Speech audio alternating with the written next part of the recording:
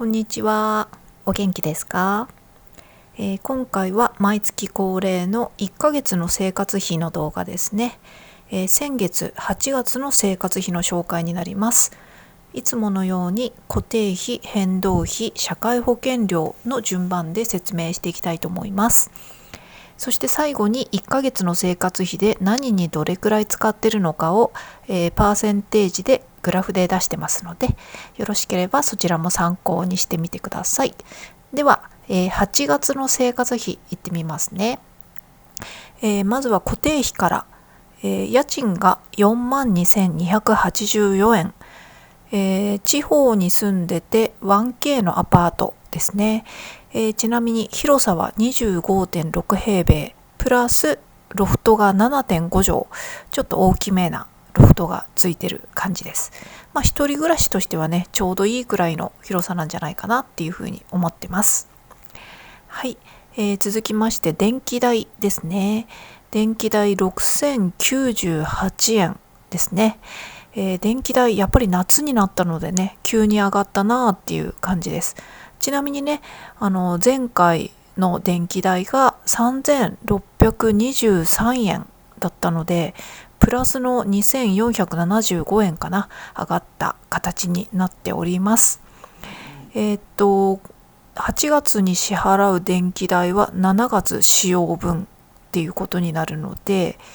だから7月使用分から急激に電気代が上がったってことはやっぱりエアコン代っていうことですよね。電気代はね、夏と冬が高いっていう感じなんで、想定内かなっていう感じですね。ちなみに冬の暖房代の方がもうちょっと高いですね。そういう1年を通して電気代とか見てみるとね、夏のエアコン代も高いけど冬の暖房代の方がもうちょっとさらにかかるっていう感じでございます。では続きましてガス代ですね。3340円、ガス代先月よりさらにまた安くなりました。ガス代はね、季節が暑ければ暑いほどガス代は下がるっていう感じなので、今くらいがちょうど一番底値というかね、3000円台とかめっちゃ安いっていう感じでございます。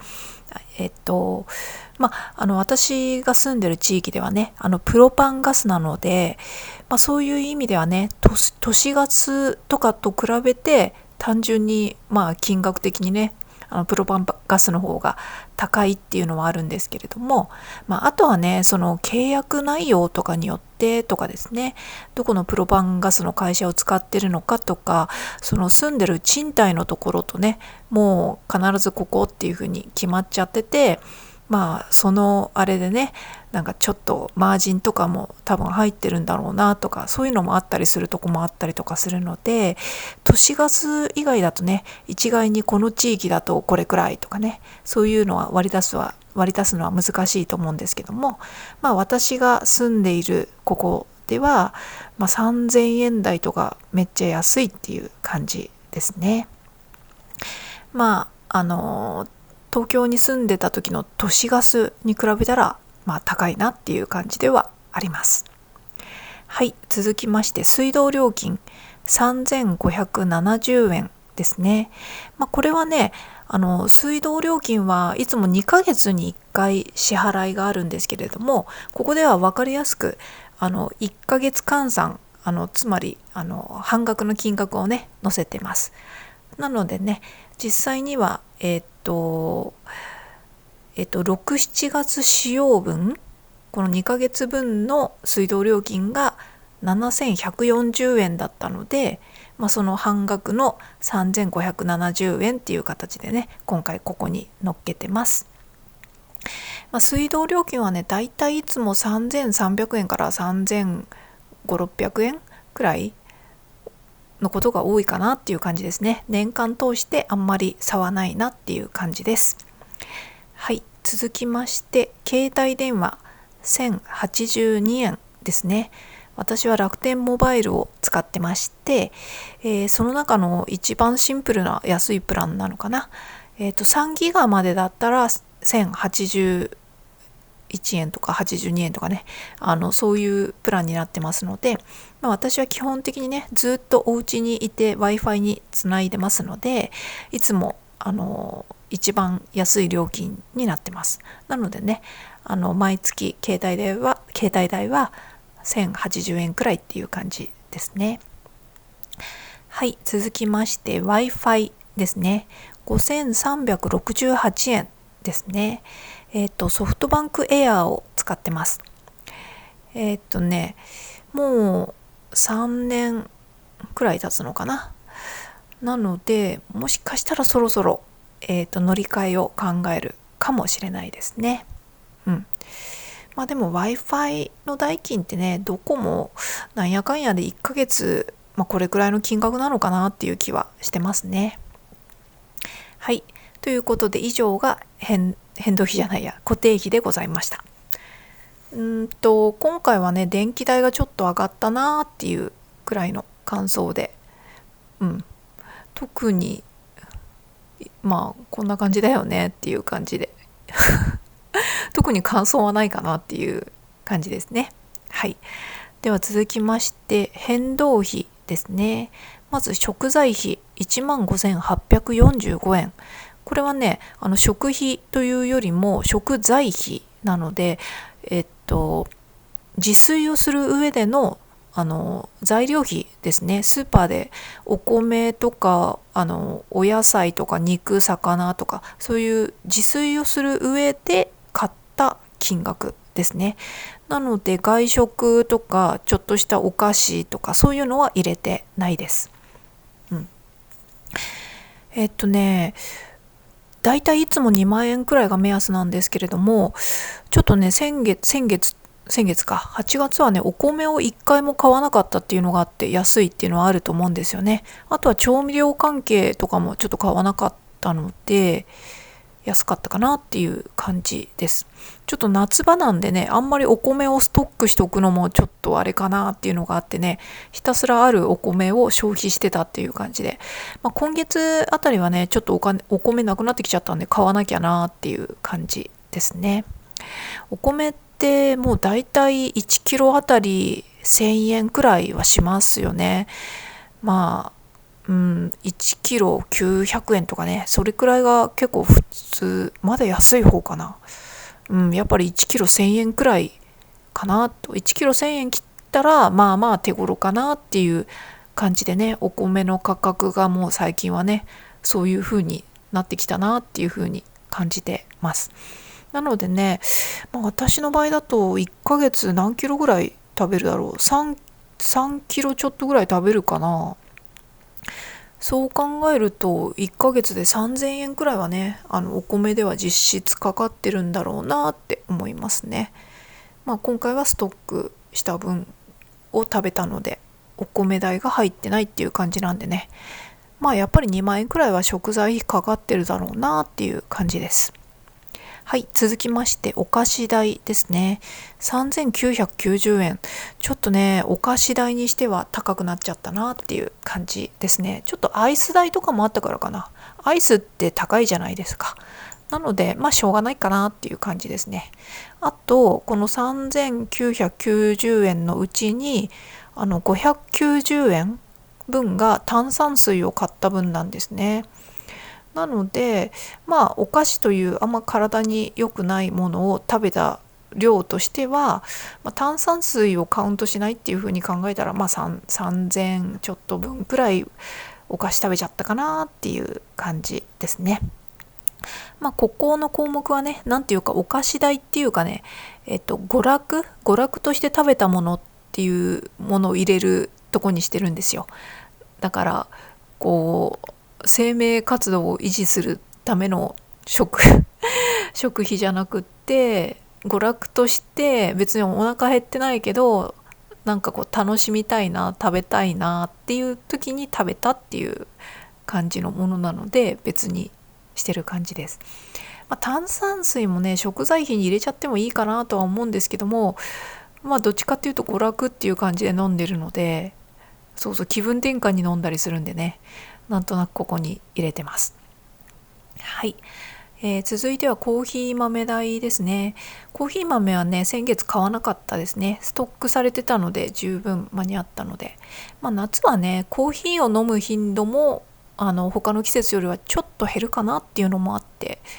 ストックしているので十分間に合ったっていう感じです。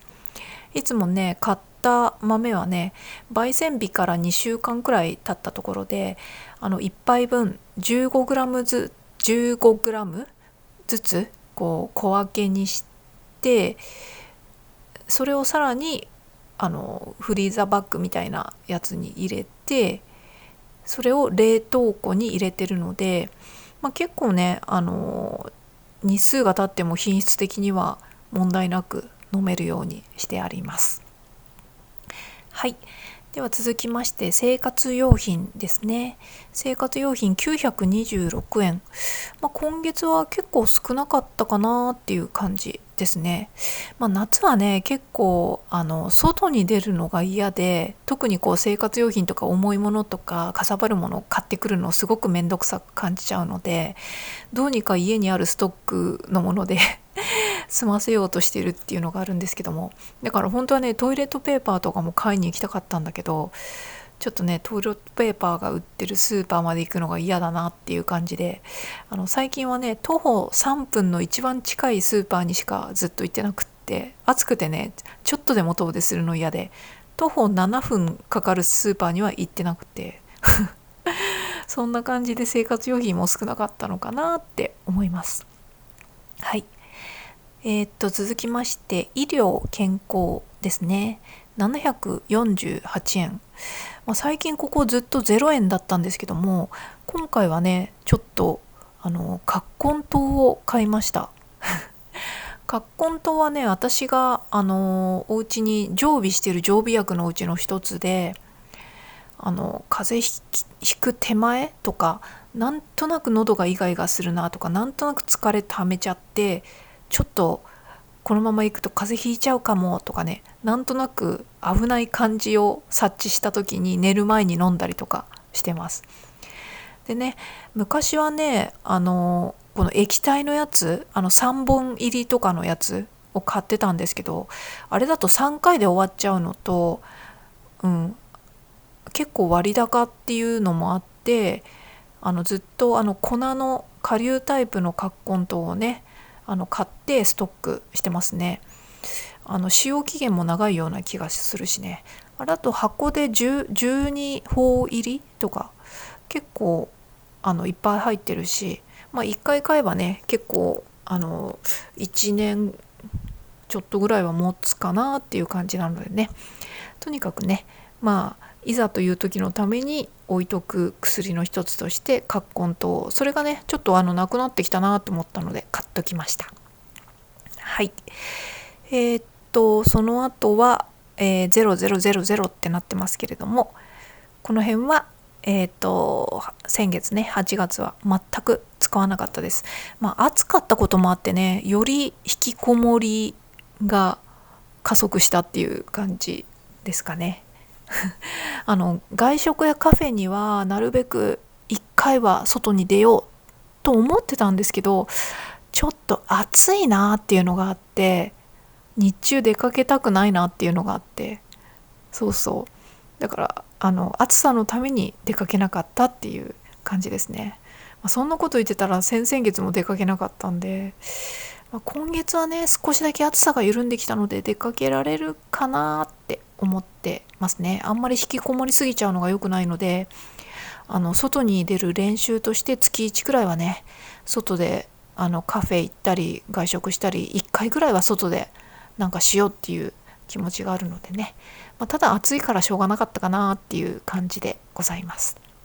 はい、引きこもってたんでね、もちろん交際費交通費とかね、レジャー費とかね、美容とか衣類とかね、そういうのも何も買う必要がなかったので、ここは結果ゼロになってしまったっていう感じですね。節約してるつもりはないのに、逆に使わなきゃって思ってるのにゼロになってしまうというね。季節が良くなったらこの辺は頑張ってね、なんかちょっと少しは美容衣類のところなんか少しはこうね生活らしい出費をしたりとかねしたいなっていうふうには思っております。ということで変動費今回は21,509円でございました。今回は少なかったかなって思います。はい、続きまして、社会保険料ですね。まずは国民年金が17,510円。これは特にコメントはないというか、国民年金、でも国民年金って高くなりましたよね。あれよあれよという間に2万円に近い金額になってきましたよね。なんかもうちょっと前まで1万5,000いくらとかだったっていうなんていうか記憶があるんですけど、ちょっと前が何年前なのか覚えてないんですけども、あと最近ちょっとネットとかで見てみたら、私が若い頃20歳ぐらいの時だから30年近く前とか、まだ5,000円いってなかったような気がしたんですよね、国民年金。気がしたんですよねじゃなくて、ネットで見てみたら国民年金保険料の金額の推移みたいな、これなんかの間違いかな。でもちょっと見たら5,000円くらいだったんですよ。嘘でしょって思いましたけどね値上げすごいですよね。本当にそのうち国民年金のためだけに働くっていう感じになっちゃいますね。もう今も結構それに近い感じにはなってますけど、これ普通にこの金額見たら1ヶ月のうちに2日間は国民年金のために働いてるって感じですよねはい、では続きまして国民健康保険ですね。12,700円、これは3期分の支払いに当たるのかなっていう感じでございます。なんだこれ、支払いって10期あるんでしたっけ。だから年間の支払い金額はこの10倍ってことで12万7,000円とかなのかなっていう感じでございます。これはね、私が前年度の収入がねあんまり多くなかったっていうのがあって、国民健康保険もこのお安いというか金額なんですけども、お安いって言ってもねこの金額なので、そうだから私去年ね、普通の人だとちょっと貯金がマイナスになっちゃうぐらいの収入しかなかったんですよ。貯金切り崩し、全部の切り崩しじゃなかったんですけど、完全無職の時と違ってちょっとは収入があったので、ただその収入だけで年間過ごせないぐらいだったので、だからそれくらいの収入でもね、国民健康保険こんだけ高いんだったら、普通にね、例えば月20万とか稼いでた人とかだったらもっと高いんだろうなって思いますね。えらい高いですよね本当に国民年金と国民健康保険、あとはね住民税とかね、そういうののために1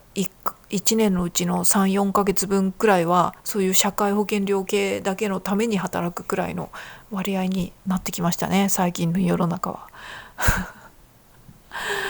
いやー、これはちょっときついなって感じますね。はい、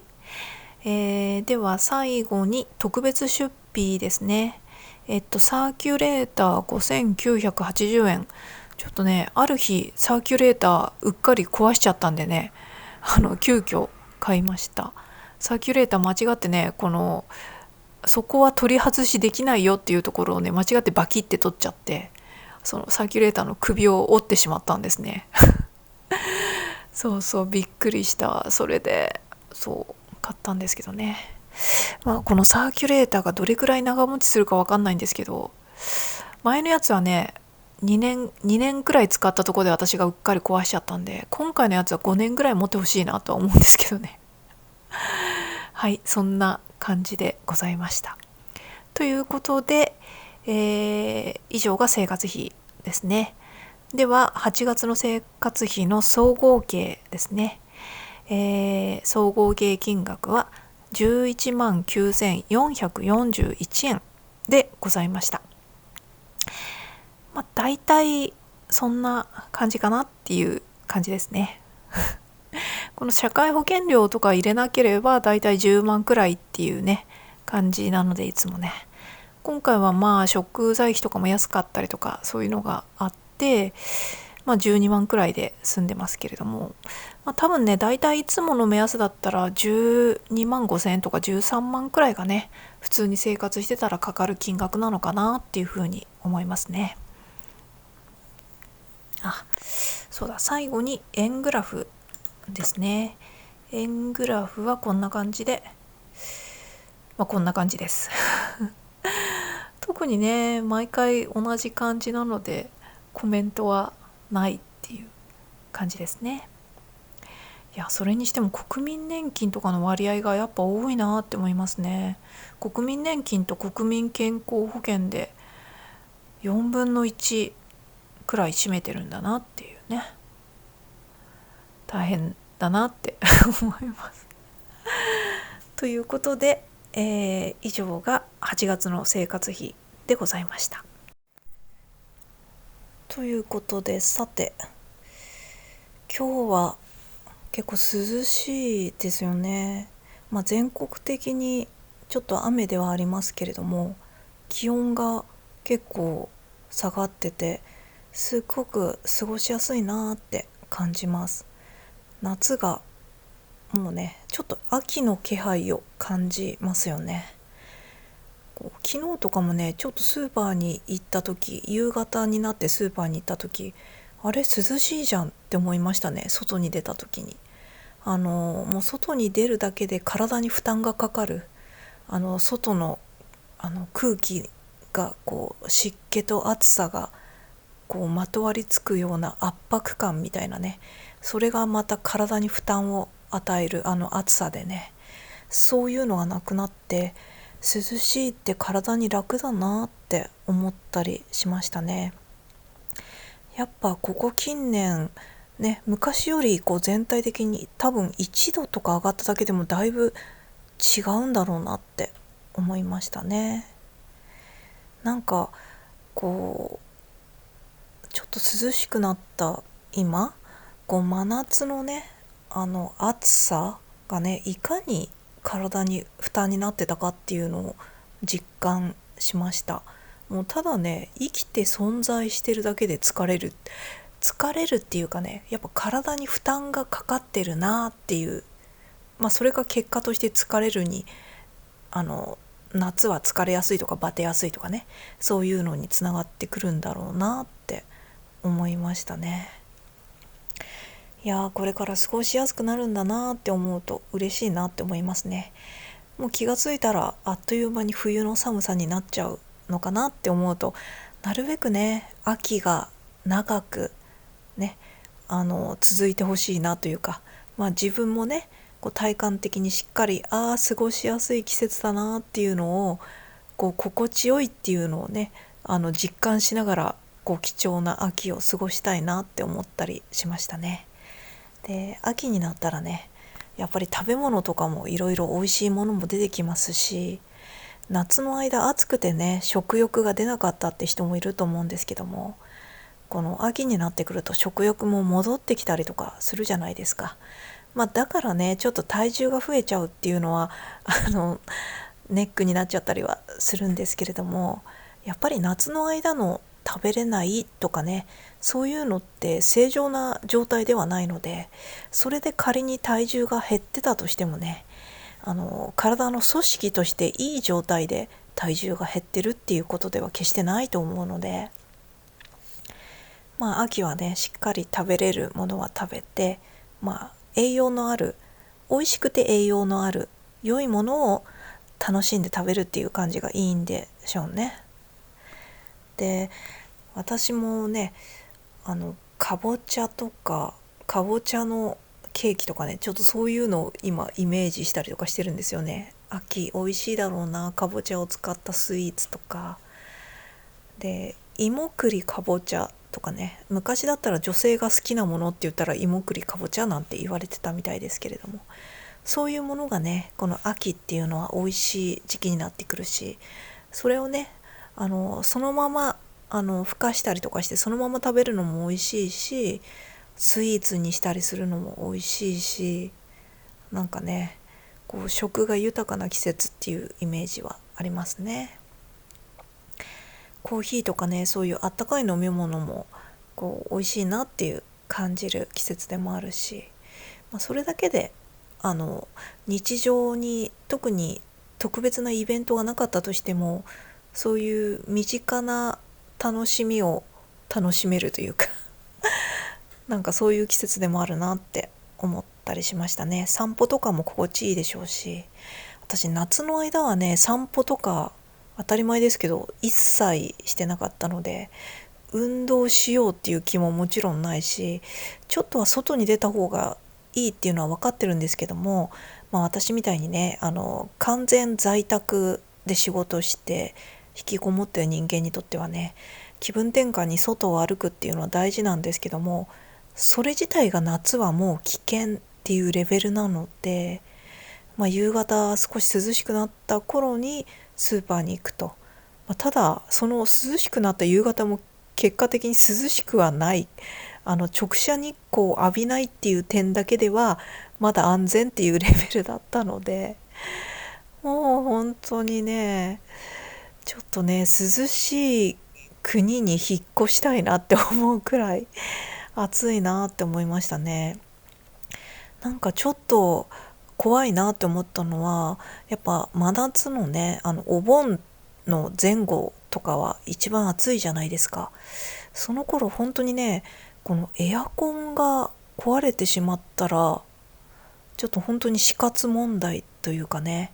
エアコンがなかったら扇風機とかだけではちょっと健康を維持できないぐらいの暑さですよね、この近年の暑さっていうのは。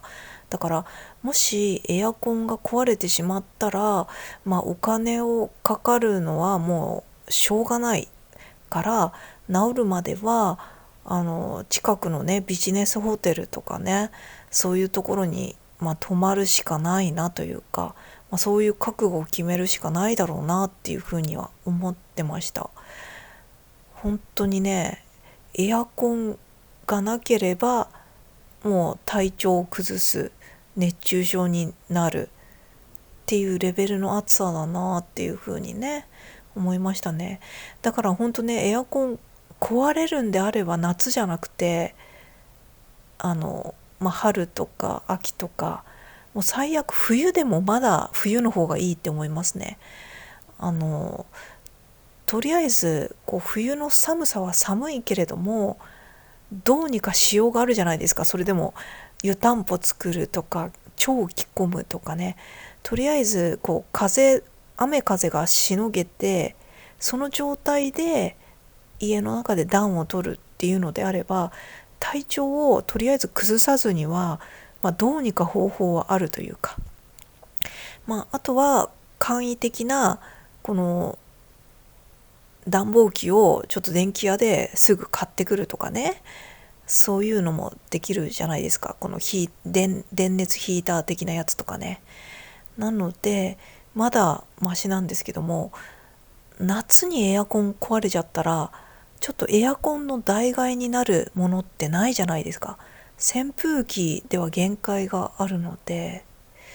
もう扇風機だけでは体調を崩してしまうレベルにここ近年の夏はやばいなって思います。だからね、私が2019年の真夏にちょっとエアコン壊れた時は、その時はねちょっと扇風機で数日どころじゃないな、やっぱ1週間以上かかったかな、過ごしたんですけども、2019年だから今から6年前ですよね。だから私も今より6歳若くて、体も6歳分まだ強かったというか、というより多分今の私が年を取ったからこう体が弱くなったっていうよりも、今ちょうどね更年期世代というかね、なので体が単純に年を取ったというよりも、体がねちょうどこのちょっとこうなんていうか更新している、変貌している、そのちょうど変化の時期なので、自律神経とかが安定してなくてちょっとバグを起こしてる時期なので、そういう意味で暑さの対応とかがうまく体が調整できないっていうのもあって、多分今エアコン壊れたら即ホテルだろうなっていうのを感じてました。だから2019年の時はね、お盆休みから帰ってきてっていうか、お盆休みに海外旅行行ってて、その帰ってきて15日とかだから、本当に真夏の一番暑い時期に帰ってきたらエアコン壊れててみたいな感じで、ただその時は結構体もまだ強かったので、その海外でもねちょっと運動をして帰ってきたぐらいなので、その汗を流して運動してっていう、体がこの暑さに耐性を持ってた状態で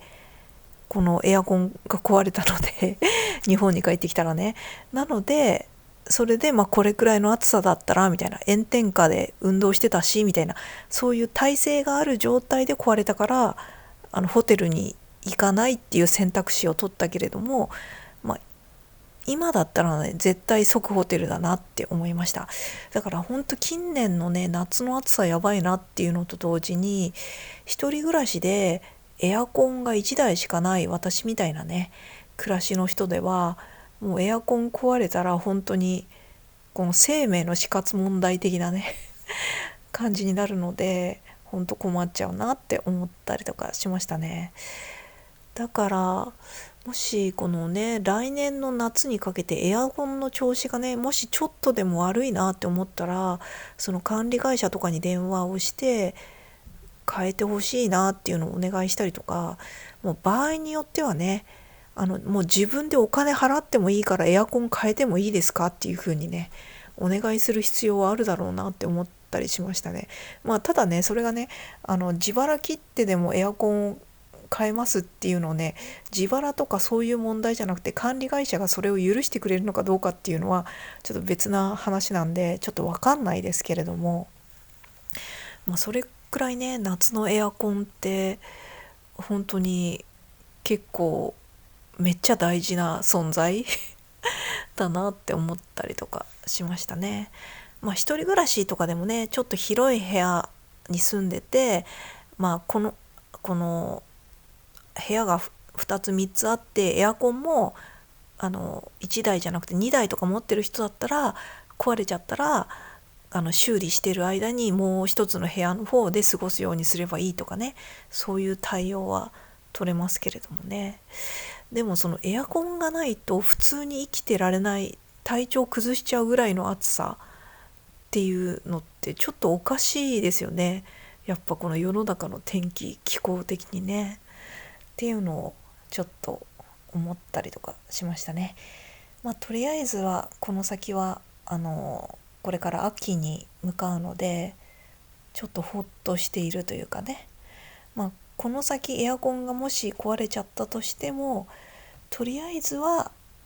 まだ残暑とはいえ真夏の暑さとは違うと思うので、どうにかしのげるだろうなっていう意味ではねちょっとホッとしたりとかしてますね。そんな感じで2025年の夏がそろそろ終わるのかなっていうふうに思った今日この頃でございましたというわけで、それではまた。